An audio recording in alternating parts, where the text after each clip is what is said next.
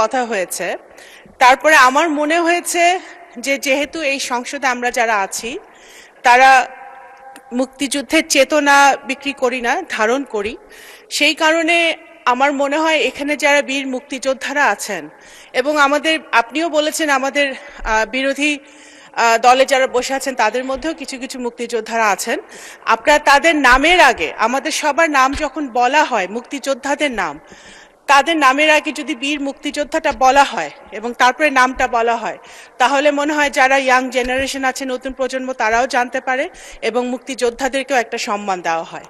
সংসদের ভেতরে যদি আমরা এটা চালু করি, সংসদের বাইরেও এটা আমরা বলতে পারবো, করতে পারবো। ধন্যবাদ।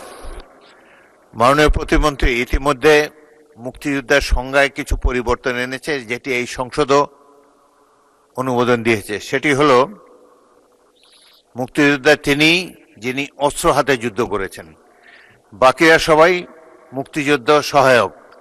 এই সংজ্ঞা পরিবর্তিত হয়ে গেছে। এখানে কজন অস্ত্র হাতে যুদ্ধ করেছে আমার জানা নাই, তবে সাধারণত সংসদে আসন ভিত্তিক পরিচয় দিয়েই আমরা আলাপ করে থাকি, মুক্তিযোদ্ধা পরিচয় এখানে উজ্জ্বল থাকে।